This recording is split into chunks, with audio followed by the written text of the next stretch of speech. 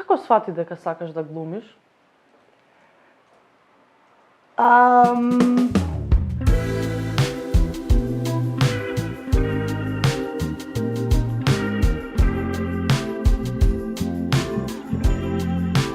Здраво уште еднаш, како си, Ана? Одлично. Денес добро е петок. дојдовте. Денес е петок. Денес е петок. Кучињата ми се екстра жедни во моментов. Тоа обично така бива, си седам мирни до сега и сега во моментов Колку кога кучиња почнавме да имаш? снимаме, ете ги, мора да пијат вода, сега ќе кашлаат, ќе киваат. Стандард. Имам 2 кучиња. Имав 7 лани, Океј. да, и сега ми останаа 2, фала Богу, само Вау. 2. Ме интересира една работа, те гледам и на театар, те гледам и на филм. Епа како свати дека сакаш да глумиш? Вака, јас доаѓам од фамилија полна глумци. Еднаш пробав да ги избројам, мислам дека сме околу 7-8 глумци во фамилија. Значи цело семејството се актери. Да, некако природно ми дојде. А имаш некој што се бави со финансии или скрос нешто друго од уметност? Да, бабата, една. Баба ми беше забен техничар. Вау! Да, и предаваше во средно медицинско. Театар или филм? Театар и филм. Двете различно ми се свиѓаат. Каде се пронаѓаш самата себе си повеќе? Пази, во театар ми е многу убаво, душата ми се облагородува. Процесот трае различно, одеме по 3-4 месеци трае обично припремање на една представа. А на филм е секогаш различно. Во театарот, на крајот на краиштата, све зависи од глумецот. Знаеш, последниот збор е твој. Кога ќе искочиш на сцена, ти си ти и тоа што ќе го дадеш е твое. А на филм последниот збор го има режисерот или монтажерот или продуцентот. Кој беше твојот прв филм во кој глумеш? Прв филм во кој што глумев ми е Превртено на Изи. На Игор Иванов Изи. Ме интересира каква е според тебе филмската сцена во Македонија? Филмската сцена во Македонија е како еден редок диамант.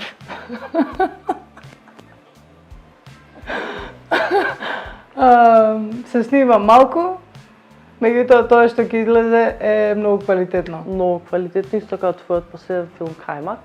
Имаше многу добра улога. А што правиш кога не глумиш, Ана? Кога не глумам, гледам да си го исполнам времето со различни активности, односно да си измислам обврски, што значи дека станувам од сабајле, не знам, пијам кафе, имам 2 кучиња, доволно обврски, ги шетам, одам на водно, идам на јога, читам, гледам филмови, што правам друго? Возам точак. Доволно активна. Што те инспирира? Ме инспирира некој добар филм, дефинитивно, ме инспирира добра книга, дефинитивно. Често кога се осеќам заглавено во себе, ми треба едно патување. Секој пат кога ќе влезам во кола и кога ќе излезам од границите на државава, се осеќам како да фрлам еден товар од себе и одам да откријам нешто ново. И да се откријам себе си во нова ситуација. Тоа ми е многу потребно. А како беше во Токио? Во Токио беше како на друга планета. Луѓето се различни, културата е различна, храната е различна, се е различно. Нешто по-конкретно сакаш? Се изгуби во Токио? Да. Пази, вака, прво Токио е место каде што шпиунките на врата, за разлика од нашите нормални, се едно 45 сантива пониско. Тоа би беше првото изненадување. Прв факт зашто не знаеш. Фан факт. Се изгуби во Токио, да. Токио е огромен град. А јас сакам да истражувам и сум љубопитна по тоа прашање. Љубопитна сум по тоа да откривам нови градови и да шетам и искрено сакам да се губам, со тоа што овој пат отидов малку предалеку. И на крај патот си го најдов со помош на јапанската полиција. Бидејќи телефонот ми беше исклучен. Ете, толку се опуштив. Авантура. Какви жанрови теми сакаш да глумиш? Секакви. Меѓутоа мислам дека љубовен жанр? Не, и сакам комедија. Комедија, да, Да. би сакала те видам во една комедија, мада и во Кајмак беше супер фани. Слична улога која би била најблиску до твојата вистинска личност. Веројатно Ана во Happiness Effect. Може би исто така Ана во Мајки. Зошто секогаш Ана? Тоа ќе треба да ги прашате режисерите. Зошто секогаш Ана? Веројатно е доста звучно, фино име. Не знам. Гледам дека си многу удобна. Инаку Ана на турски значи мајка. Ане. Ане. Дали се осеќаш комотно во своето тело, бидејќи те гледам на сцени, во Кајмак беше гола и толку тоа лежерно и природно го глумиш? Ми требаше време да се ослободам, тоа е вистината, не ми дојде туку така. А инаку не знам како да одговорам на ова прашање. Океј. Не знам како ти доаѓа да се осетиш комотно во своето тело, едноставно во еден момент се случува. Не можам да го објаснам со зборови.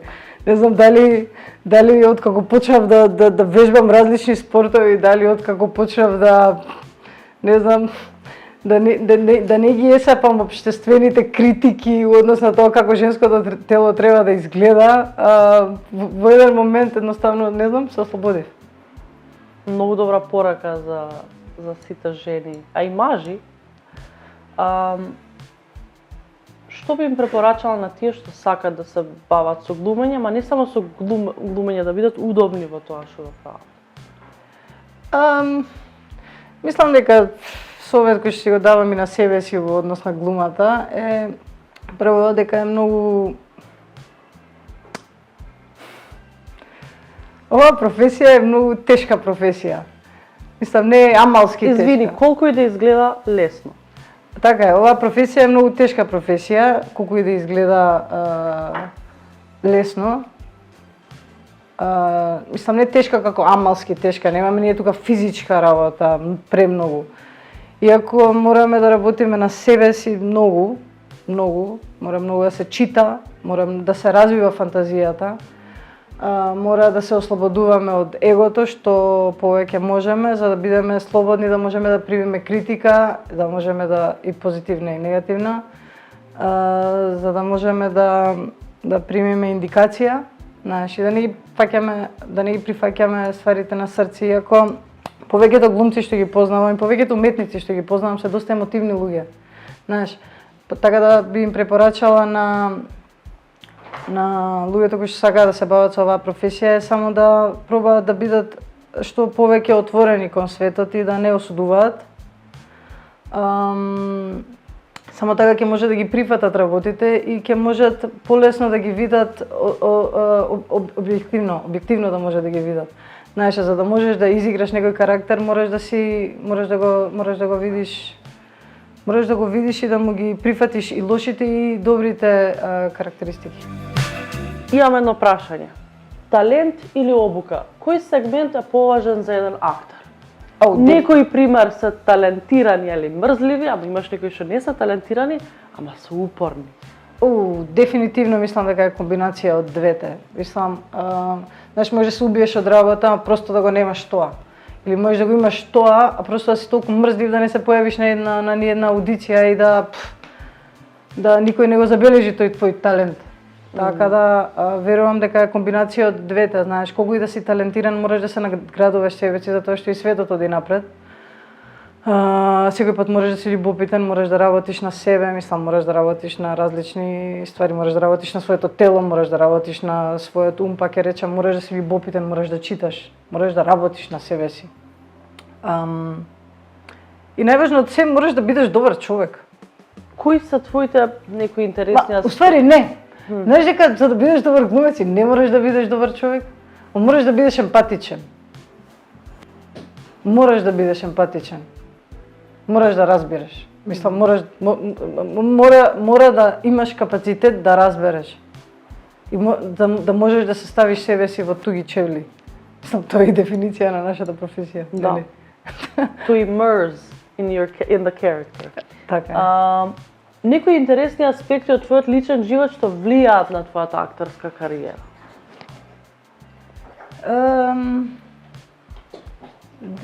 Дефинитивно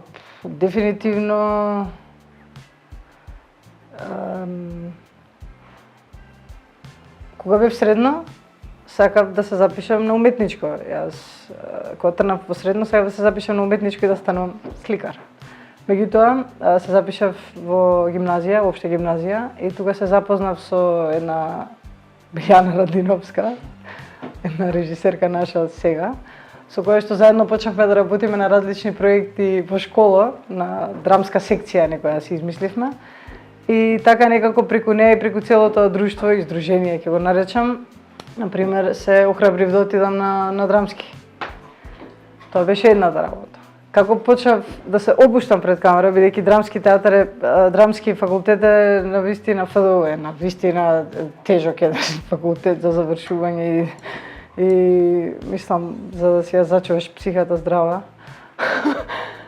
Ми требаше време, односно ми се случи например тоа едно шоу Survivor, каде што отидов на друг еден континент, малку да ми се исчистат мислите и да се себе запознавам повторно. И откако се вратив од таму, некако директно улетов на аудиција кај Милчо Мачевски за филмот Мајки. И од тогаш ми тргна кариерата во друг еден правец. Па да, така е некако, веројатно да, цел тој месец поминат на Филипините за време на Survivor, ми даде шанса некако да се себе запознавам повторно и да можам да копам малце подлабоко во својата психа и тоа ми помогна доста да можам да... Знаеш, кога се познаваш себе си, лесно можеш да влезеш во туѓа кожа. Односно, лесно можеш да работиш на карактери други. Каква музика слушаш, Ана? Слушам секаква музика, зависи како сум расположена. Кога дојдовме кај тебе да те снимам, имаше као многу гласна електронска денс музика. Аха, да, таа ми е, например, таа ми е да ми почне денот. Конкретно Full Amour го слушавме. Ми се допаѓа. Колку... Французин еден добар диџеј беше у Скопје. Беше и у Белград. Ај ти беше у Белград? Беше и у Белград. Колку растенија имаш, Ана? Ги немам изброено, ама дел од нив си ги пораснав од семка. Како, например, овие авокадо овде. Колку време ти требаше да пораснеш авокадо? Па ова големово ми требаше да го пораснам година и пол. Му одговара енергијата на станот и веројатно дека има многу светлина, па си вирее. Многу убава енергија. Имам сигурно едно 15-тина. Имам маслинки, имам лимун, имам фикус, имам авокадо, алоe. Имам и алоe. Алоe вера. Да. Имам 2 кучиња. Со мојата... Имам кучиња на која што имам... Моите 2 кучиња се од расата Далмалу. Таа раса е ново измислена од комбинација од скопски верверичар, исто така измислена, која што е Луна. И Луна спарена со далматинец, испадна Далма Лу. И тоа е, например, малата Лана, нејзиното куче. Далма Лу. Омилен режисер ми е еден италијанец, Паоло Сорентино. Тотално сум инспирирана од неговите филмови и едва чекам серии, филмови серии. И едва чекам сега да му прочитам и по некоја книга. Кој ти е најомилен филм од него? Омилен филм од него ми е La Grande Bellezza или Големата убавина. Меѓутоа ми се свиѓа и Consequences of Love или Последици на љубовта, ми се свиѓа сега во моментов ја гледам The Young Pope. Тотално толку ми се свиѓа, мислам дека ќе се и ме плаши, мислам дека ќе се замонашам за едно месец дена од сега.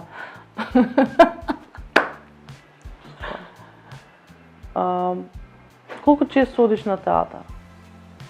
Па на театар одам доволно често. Доволно често. Мислам, следам се што излегува во сите театри. Што мислиш за новите генерации? За новите генерации мислам дека се многу инвентивни, дека се многу симпатични и имаат многу убава енергија, носат убава енергија на сцена. Дали мислиш дека се разликува театарот порано, пример, од генерацијата на твоите родители сега? Да. Верувам дека доста се разликува театарот од порано. Меѓутоа, во секој театар поединечно има падови и подеми. Например, драмски театар во 80-тите, 90-тите и 70-тите онака важи како водечки еден театар во однос на алтернативна сцена, да речеме. No. И е многу кул. И онака баш имаат големи успеси низ Југославија тоа време. Например, во моментов театар комедија има многу интензивна, убава младешка енергија, ептен ми се свија. Драмски театар исто така има многу интересни представи. И МНТ, кај што сум вработена јас, си го држи стандардот, мислам, ние сме Класик. да. Дали имаш некој план, некој проект, нешто што би можела малку да ни кажеш? Океј, во моментов работам на еден проект, Радиус. Тоа е едукативно-авантуристичка серија, доку-серија, заедно со колегата Дритон Весели. Тоа е во продукција на ОХО. Мислам дека е еден проект кој што на вистина ми мислам ми го доловува карактерот, многу ми се свија.